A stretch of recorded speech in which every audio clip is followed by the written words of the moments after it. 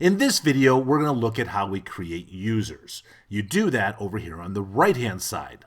So just like the projects over in the user creation area, we have the new button. I click new, and of course, we're going to get the create new user profile. I'm going to name this Flame 2017. Below that, you'll see you have the nickname. Again, I can add a nickname, F17, because your user profile can also be a token inside your rendered file. The local host is already set up for me, and we have our profile. Now, the profile is really what you're building here. You're building a user profile, and the default is going to be using the Flame profile, which means you're going to be using Flame hotkeys and so on. But if I click where it reads Flame, you'll see I've got their options. I have the Smoke Classic, which is the older Smoke version, the Linux version of Smoke from many years ago. There's also the Smoke FCP7. This was introduced with Smoke 2013 when there was a new editorial workflow that was added, and they added this hotkey set for Final Cut users who were coming over to Smoke to have an easier ability to adapt to Smoke instead of having to learn all the old Smoke hotkeys. The editorial hotkeys matched Final Cut Pro 7. And there's also the Luster. So if there's a Luster artist who's using Flame and they want to maintain the Luster hotkeys that they're used to using already, they would switch that. For this user, I'm going to let this stay at Flame because we're going to use the default hotkeys for Flame.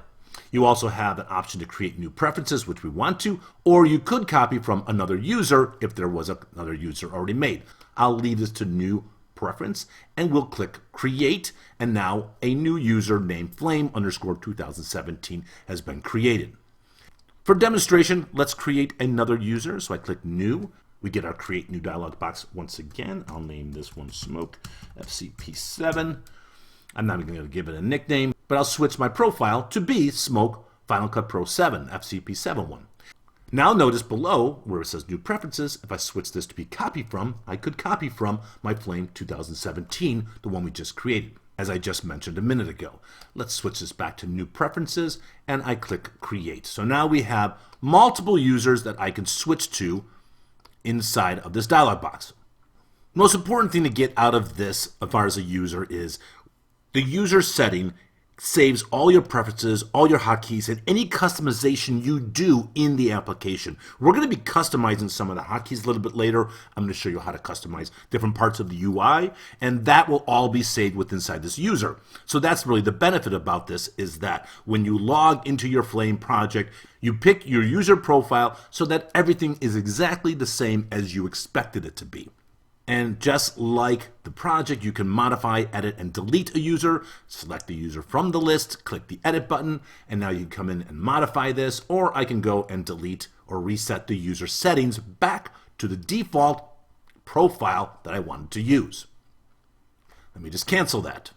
All right, so now I've got my project I want to start, and I got my user profile I want to use. I click the start button, and Flame will launch into that project. You do not have to exit out of Flame to switch the user or switch to a different project. You can do that and by going to our Flame in the lower right corner, and you'll see we have project and user settings. I click on that, and I get this dialog box that allows me to switch to a different project if I wanted to. I would choose that project, and I would choose load, and then Flame would close the project that you had open currently, and it would open or load the one that you are choosing.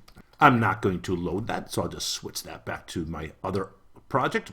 And then you have your user option, the same thing. You can switch to a different user. When you switch to it, you have to choose the load button, or you are not actually loading that user. It's only when you see the little blue icon over here that indicates that is the currently loaded profile, the user profile.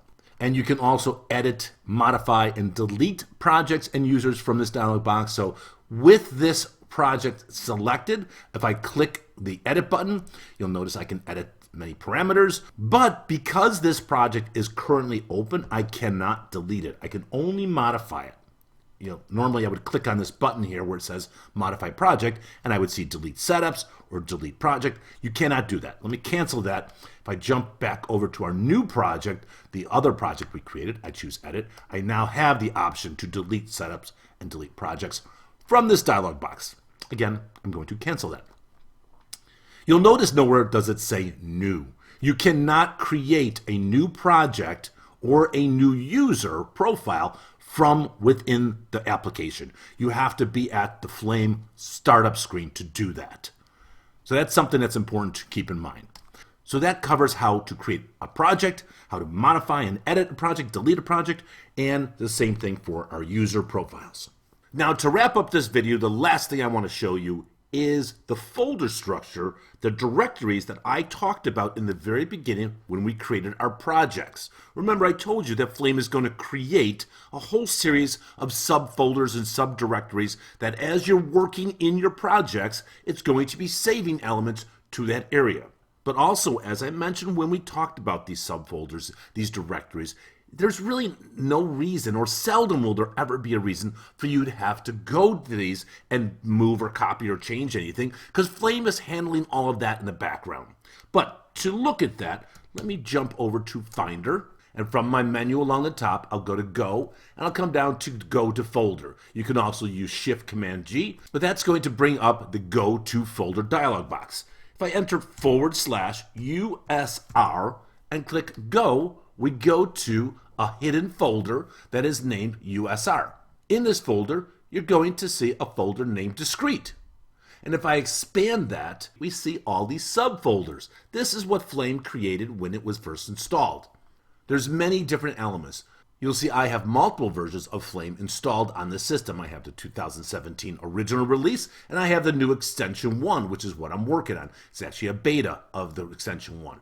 But what I want to point is down here where you see it reads Project. If I expand that, there we see our two projects that I created. The Flame 2017 Compositing 101 and the new project. If I expand this, here's all the subfolders, the directory that Flame created, where it's going to save all the different elements of my project as I'm working on it, whether it's setups and so on. And when you archive the project, as I said, we'll learn later about archiving and restoring, it's going to keep all of this nice and neat for you and package it up for you.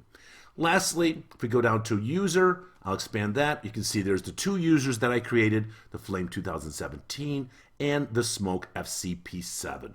So as I said, you can go to this folder if for some reason you ever had to. But as I said, I highly doubt you'll have to go to this folder very often. I just wanted you to know exactly what was happening when you created a new project. All right, in the next video, we're going to start looking at the UI of Flame.